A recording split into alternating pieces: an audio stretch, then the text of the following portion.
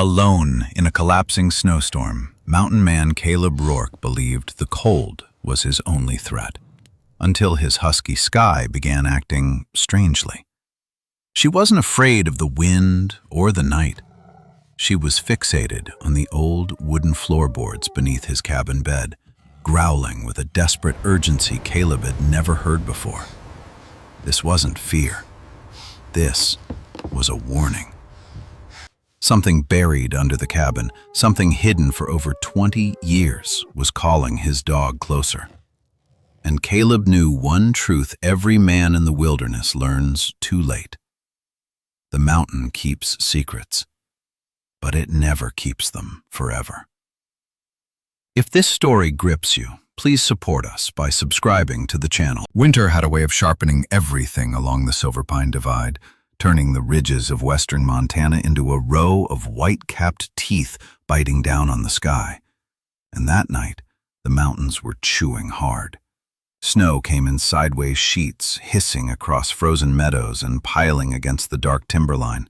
And somewhere, in all that cold and wind, a single cabin stood, with its lantern throwing a small, stubborn circle of gold into the storm. The kind of light only a man truly alone bothers to keep burning.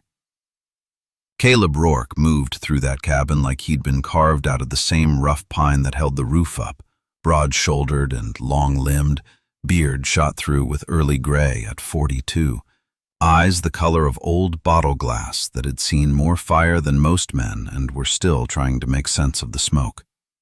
He wore a battered canvas jacket lined with sheepskin, denim worn white at the knees, and boots scuffed by miles of rock and deadfall, the unofficial uniform of a man who had chosen the high country over the town below. And most days, he believed that choice was permanent. The folks down in Willow's End whispered their own versions of his story over diner coffee and gas station counters, about the hotshot who'd walked off a crew after one bad fire too many, about the brother he'd lost on a ridgeline when the wind changed, about the way a man's face changes when he watches the world he knew collapse in flame. But up here, none of that carried much weight. What mattered was the wood stacked, the roof patched, the traps checked, and the fact that tonight the thermometer nailed beside the door had fallen hard past 0 and was still dropping. Caleb's world had narrowed to the crackle of the stove, the smell of spruce smoke in his clothes, and the soft sound of paws on the floorboards as his husky watched him with the patient intensity of something half dog, half wild. Sky was 3 years old and built for this country, her coat a thick storm of silver and white with a darker saddle along her back, eyes a pale blue that seemed to hold ice and kindness in the same glance. She had the lean, tireless frame of a dog who could run all day across crusted snow and still be ready to go when the harness jingled. But around Caleb she moved quieter, reading moods the way other creatures read weather, nudging his hand on the worst mornings and lying just close enough to his chair at night that he could feel the warmth of her breathing if he let himself notice. The pups in the corner, the 3 tumble-tailed husky youngsters curled together on an old wool blanket, were Sky's only family now, and, in a way, Caleb's too, though he still wasn't sure how he'd ended up responsible for so many beating hearts. He'd found them weeks earlier, half buried in a wind-scoured drift, their mother lost to something with claws or hooves, their tiny bodies shaking in the dark, and he'd carried them home inside his jacket while Sky trotted at his heels, whining low in a way he'd never heard from her before. Since then, the cabin had changed. There was more noise, more chaos, more life, and sometimes when the pups tumbled over his boots and Sky gave him that look that said plainly, "You brought them here, you feed them," Caleb felt something open in his chest that wasn't quite pain and wasn't quite peace either. He'd come to Silverpine Divide to get small enough to slip between his own memories, to quiet the roar that followed him out of every burned canyon. But the mountains had other ideas. They'd given him Sky, then the pups, and on this storm-tight night, they were about to give him something else. The wind had been rising steadily since dusk, a low, animal sound pushing around the eaves, but Caleb wasn't worried. He'd ridden out worse storms. He was at the table, hands moving automatically as he cleaned a coil of rope, when Sky froze, head snapping toward the small window that faced north. The fur along her spine lifted in a sharp line, not with fear, but with a kind of fierce attention, the way she looked when she caught scent of a wounded deer deep in the timber. "What is it, girl?" Caleb asked, his voice rough from disuse. Some days Sky was the only living thing he spoke to. She didn't glance back at him this time, didn't offer the usual reassuring thump of a tail. Instead, she stood, muscles taut, eyes locked on the dark beyond the glass, and let out a single, low sound that stretched the length of the room, half growl, half question. Caleb crossed to the window, wiped the film of frost away with the heel of his hand, and squinted out into the storm. For a moment, all he saw was white, snow hurtling past on the wind, ghosting through the silhouettes of spruce along the distant ridge. But then, like something surfacing from deep water, a flare of light blinked into existence, high up where the slope should be nothing but rock and old timber. It flashed once, twice, 3 times in quick succession, vanished, then came again, brighter this time, a pattern his mind recognized before his heart wanted to. 3 short bursts. Pause. 3 more. 3 short again. SOS, the old wilderness language of trouble. The abandoned railroad grade ran somewhere up there, cutting across the side of Red Hollow Ridge before disappearing into the mountain at the mouth of the tunnel that gave the place its name. And even in town, people lowered their voices when they spoke of it. The last train had rattled through before Caleb was born.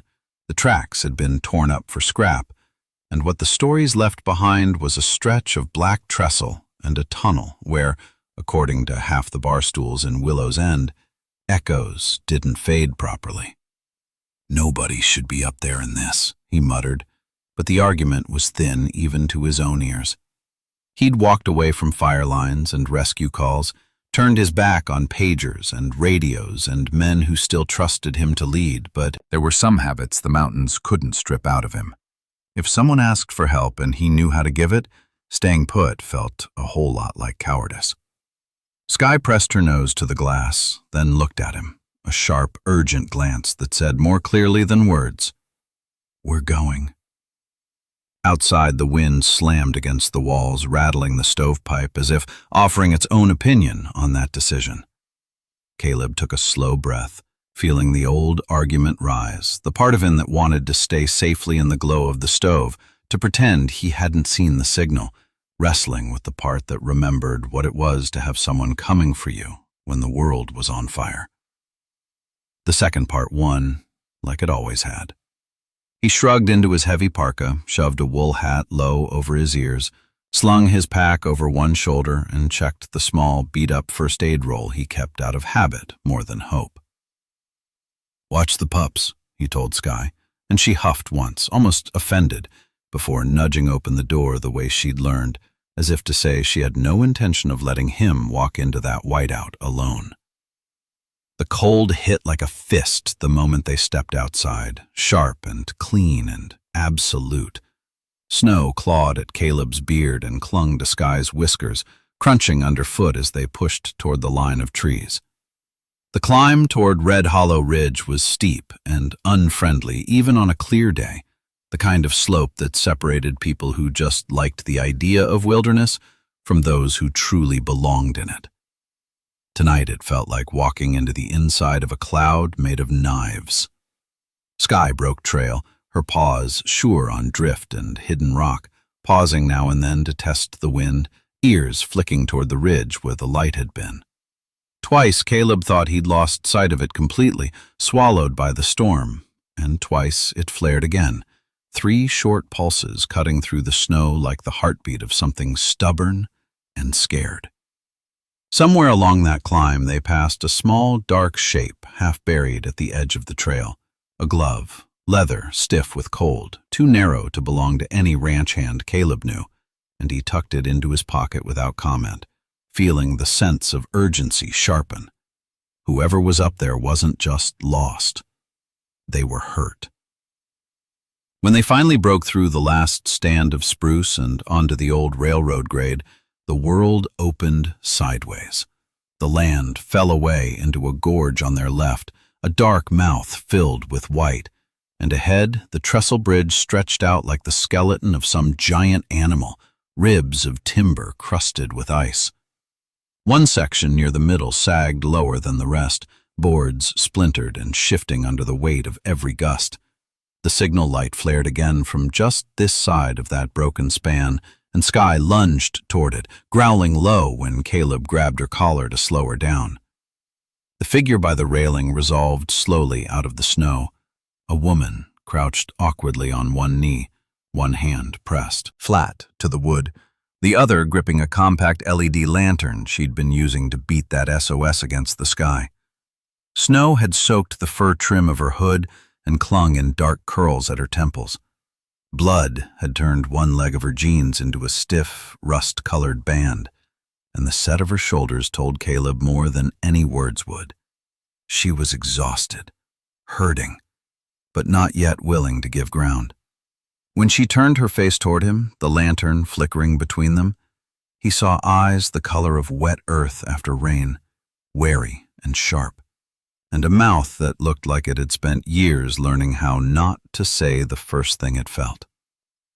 "Took you long enough," she said, voice rough but threaded with a kind of dry humor that didn't match the situation. "I was starting to think nobody down there remembered Morse code." Caleb almost smiled, despite the wind knifing through his jacket.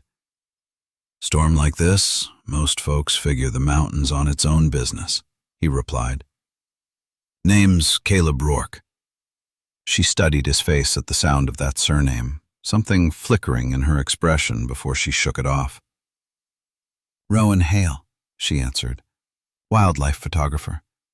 Terrible judge of where to walk when the snow looks pretty." She tipped her chin toward the boards under her. "Plank gave out. Leg's not broken, but it's thinking about it. My truck died a couple miles down, radio with it.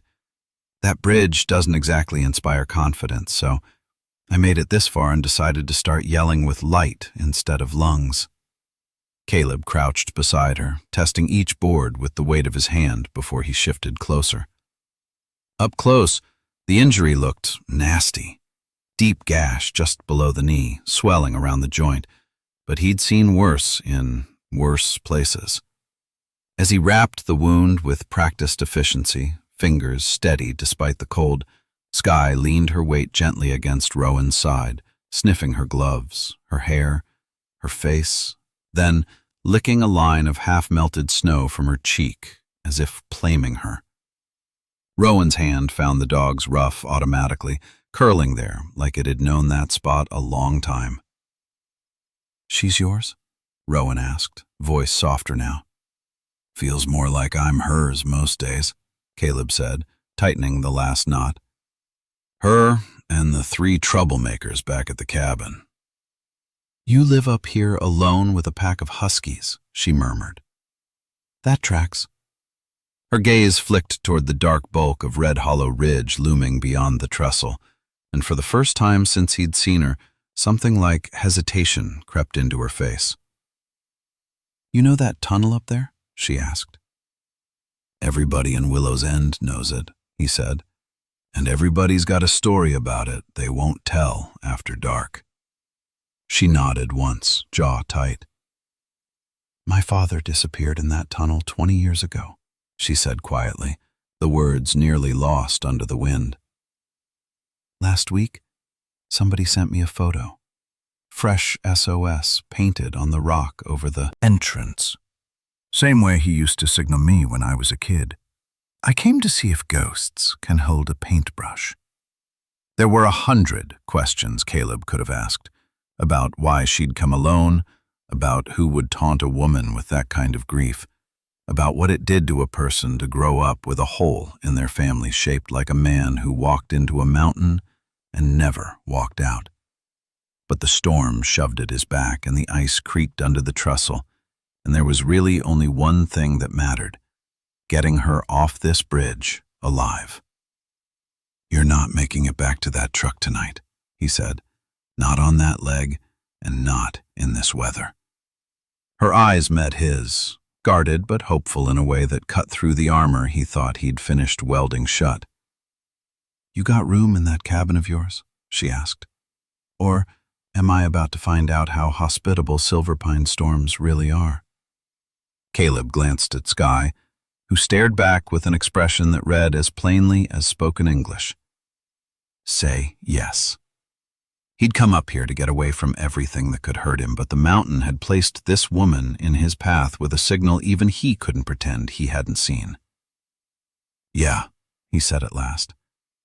"I've got room."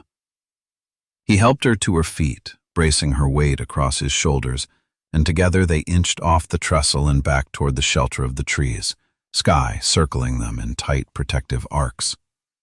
By the time the three of them reached the cabin, night had deepened into something almost solid, the kind of dark that feels like a hand over your eyes. Inside, though, the world shifted the moment Rowan crossed the threshold. The pups tumbled from their blanket in a tangle of paws and ears, then skidded to a halt at the sight of a stranger, noses working furiously. Instead of barking, they wagged their tails as if greeting someone long overdue, and Skye pressed herself close to Rowan's leg, guiding her toward the chair nearest the stove as if she belonged there. Caleb told himself it was just the natural friendliness of dogs, just the fact that Rowan's clothes smelled of pine and camera leather and long miles, familiar notes to any mountain animal. But the way they gathered around her felt like recognition, not curiosity.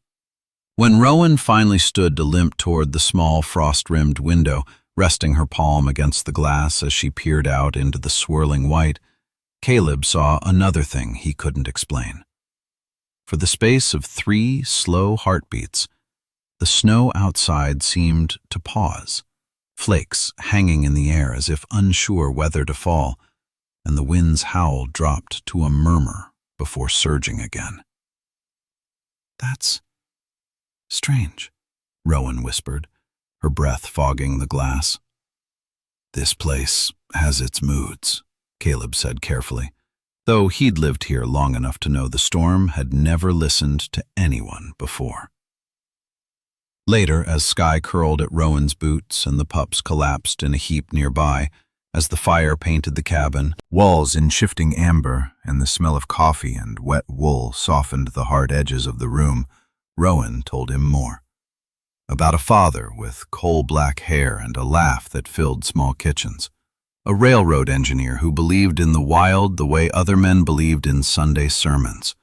A man who'd walked into Red Hollow Tunnel one autumn evening to check a line problem and simply never come out. About the 20 years of silence after, the rumors that the tunnel swallowed sound, the way her life had been built around a question mark. Caleb listened, hands wrapped around his mug, feeling the old ache of his own loss stir and answer hers in the quiet. For the first time since he'd driven that rattling truck up the logging road and shut the rest of the world out behind him, he realized that solitude hadn't actually dulled anything. It had only given his ghosts more room to pace. Yet as Rowan's voice dipped and rose, as Skye sighed in her sleep and one of the pups twitched a paw against Rowan's boot like it was chasing something only it could see, the cabin felt different, less like a hiding place, more like the center point between 2 long journeys that had finally intersected. Outside, the storm raged on over Silverpine Divide, grinding snow against rock and timber. But inside, an invisible thread had begun to spin itself between the man who'd walked into the snow to escape his past and the woman who'd climbed into it to chase hers, thin and shimmering as frost in lantern light. and whether it was fate or chance or something older than both, Caleb Rourke could feel that nothing in his careful, quiet life would be the same after this night. Morning broke over Silverpine Divide with a kind of brittle calm that only comes after a storm has spent itself completely. The sky washed pale as bone, and the snow-banked world holding its breath, as if unsure whether peace or trouble would step forward next. And Caleb Rourke felt that stillness in his ribs as he stood outside the cabin, splitting kindling, listening to the mountains breathe. Inside, Rowan Hale sat at the small kitchen table with a wool blanket around her shoulders, and Skye pressed close to her good side, the big Husky's pale blue eyes studying her the way a sentry studies the tree line. Rowan looked better than last night, color warm at her cheeks, hair drying in unruly curls, though Caleb noticed she kept touching her thigh where the injury pulsed beneath the bandages, more from habit than pain. The pups tumbled underfoot in a game only they understood, circling her boots and then darting off again, and each time Rowan reached out to steady herself against the window frame or the door, something subtle shifted in the air outside. Snowflakes slowing mid-fall, wind thinning for a heartbeat before gathering again. Too slight to name, but impossible not to feel. Caleb sensed it the same way he sensed pressure changing on a fire line. Something was moving beneath the ordinary. He stepped back into the cabin just in time to see Rowan rise, leaning heavily on the counter, her jaw set with a mix of resolve and worry, the kind of determined expression he'd seen on men who walked back into burning timber to save someone they loved. "You're not supposed to be on that leg," he said quietly, shrugging off his coat. Rowan looked up at him, eyes tired but fierce. "I won't be able to rest until I go back," she said. "The tunnel. Something's there, Caleb. Something tied to my father." He shook his head. "We can wait. Give the ridge a day. Let the slope settle." "I can't." She said it so softly it was almost a breath, but the words hit him like a cold gust through an open door.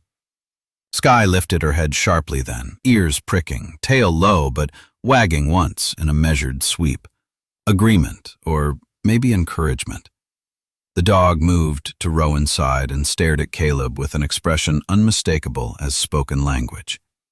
She needs to go. Caleb had always trusted Skye's judgment more than his own when it came to the strange currents of the wilderness.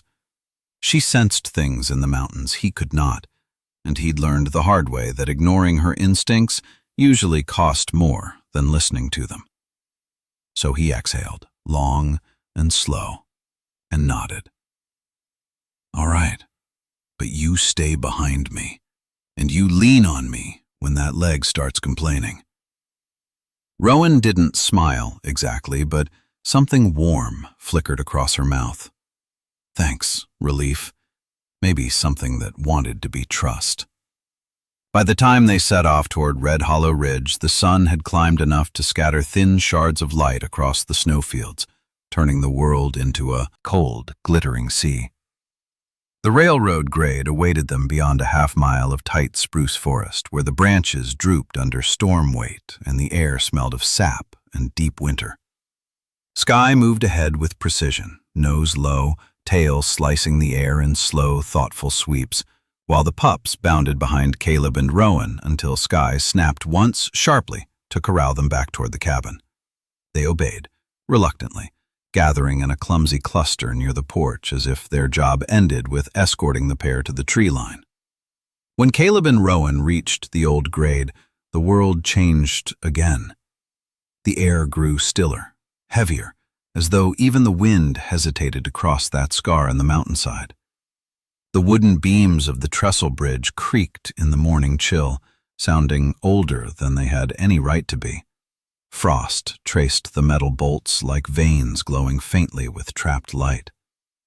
Rowan shivered, not from cold, Caleb was sure, but from recognition. She had grown up hearing stories about this place, Stories spoken in her father's voice on nights when the house felt too quiet. Stories about the echoes in Red Hollow that came back twice instead of once. Or about the way a person's lantern flame trembled in the entrance even when the air was still. Her father had loved that tunnel, the way railroad men loved any place shaped by steel and sweat and the belief that a path could be carved through impossible stone. When they reached the mouth of the tunnel, Rowan stopped, her breath clouding in front of her.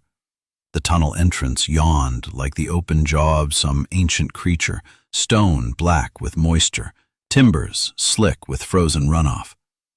But something new glowed above the arch, a smear of pale, shimmering pigment, the letters so sharp and deliberate they seemed carved rather than painted.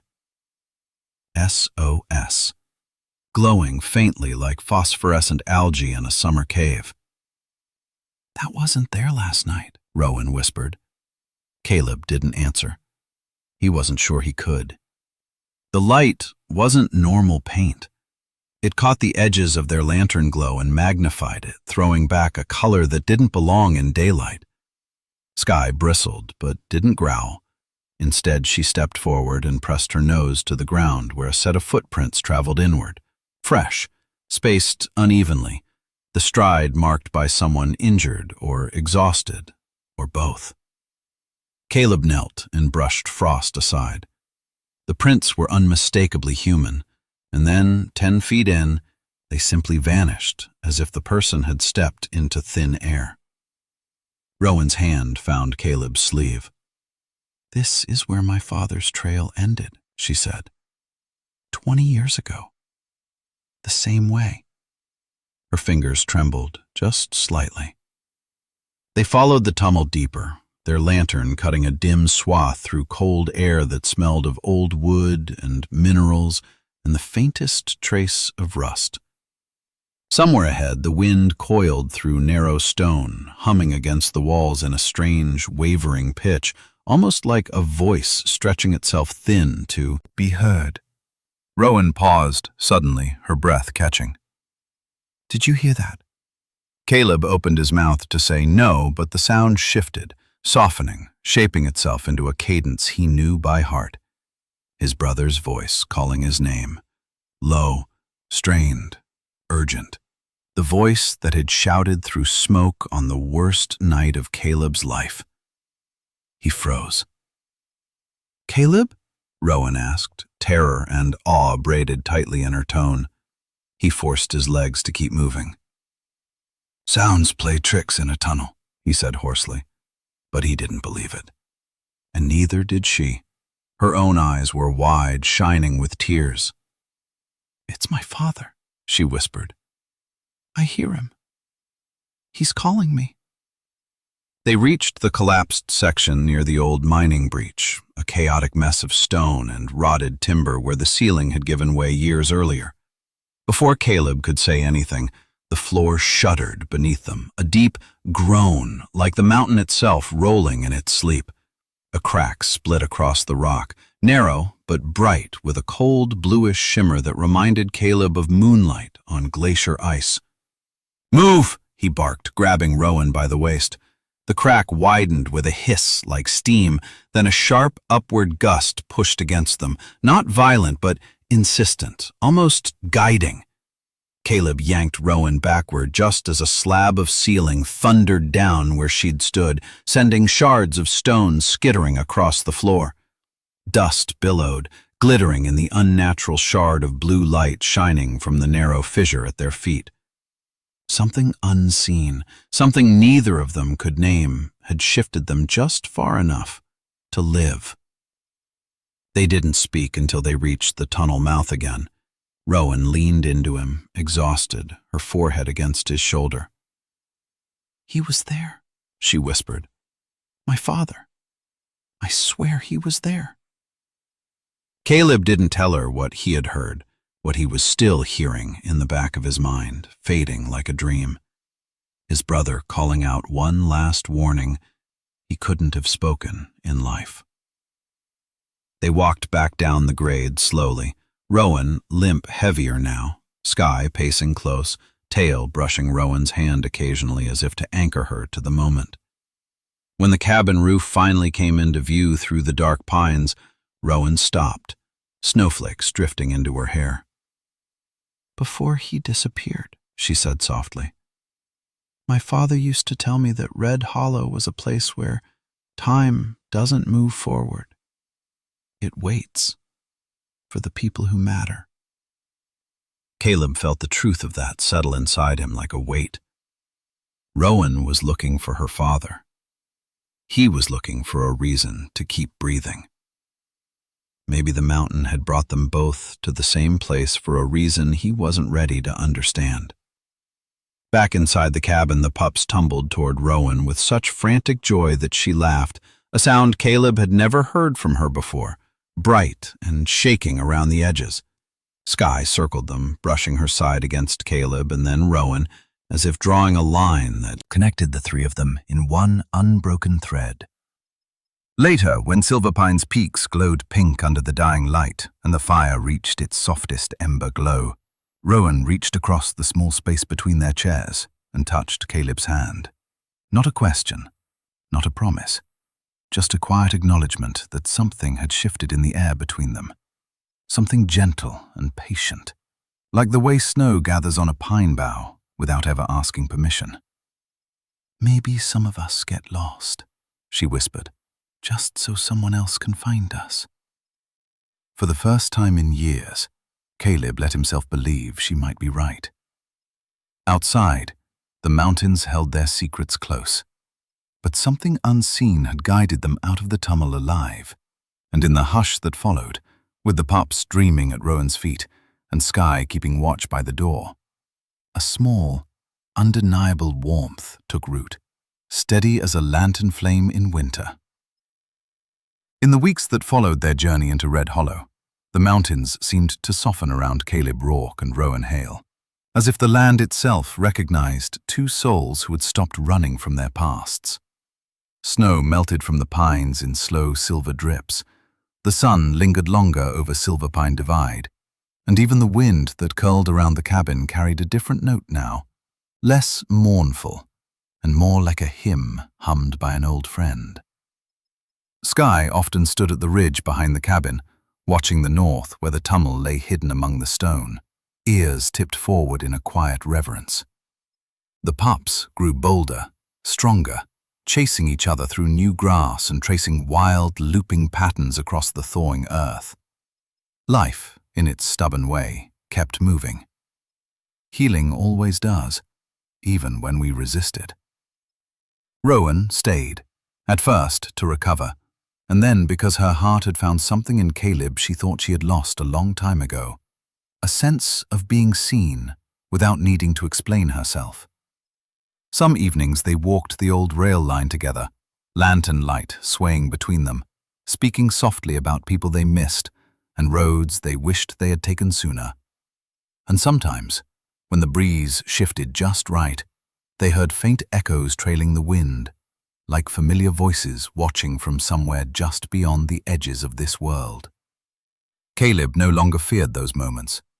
He felt instead that maybe, in a way none of them fully understood, the mountain had held on to its ghosts not to trouble the living, but to guide them toward the places they were meant to stand, toward the people they were meant to find. One night, as the fire settled low in the hearth, Rowan said something that stayed with Caleb. "Maybe what we call loss is not the end of something, but the start of a different kind of seeing." Caleb nodded, feeling the truth of it settle into the quiet places of his chest. Out here in the wilderness, he had learned that pain does not disappear by hiding from it, and love does not vanish just because a chapter ends.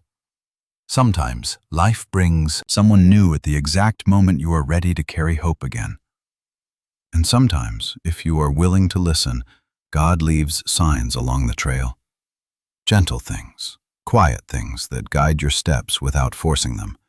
A light on a path, a dog barking at the right moment, a stranger becoming a reason to stay. That is the lesson Caleb carried forward, that no matter how cold the winter has been, No matter how long the night, there is always a way back into the light.